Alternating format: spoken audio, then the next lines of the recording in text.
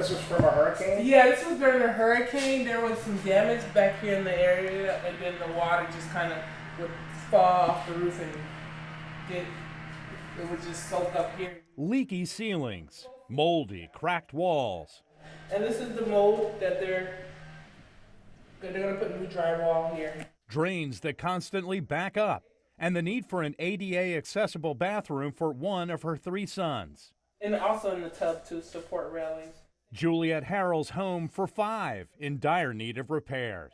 Juliet and her family couldn't afford to do all of this work on their house, including painting the outside, replacing some of the windows, so they applied for money from the City of Orlando's Housing Rehab program. Yeah, you can do the application online. It didn't take a lot of time, and then just making sure you get the proper documentation and paperwork. That paperwork includes meeting income eligibility guidelines and making sure that mortgage payments are current and there are no liens on the property.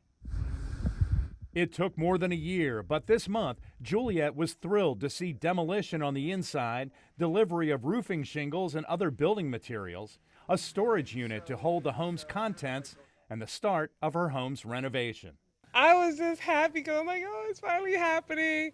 I'm like, no more leaky roof, no more, issues with the toilets. So I'm really excited about that, yeah. Juliet received roughly $96,000 from the city, but amounts can vary depending on need. The rehab program uses money from the State Housing Initiatives Partnership, or SHIP. Orlando received $3 million and provides a maximum per home of $100,000. 35 homeowners so far are being helped. You can receive up to $20,000 with no requirement to keep your home.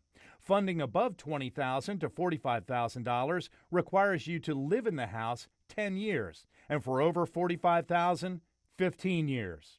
Which is fine with Juliet. She calls this her forever home.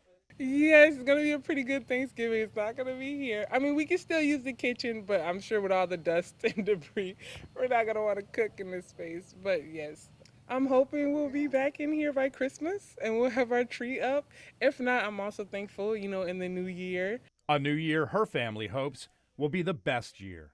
Covering Orange County in Orlando, Greg Fox, WESH 2 News.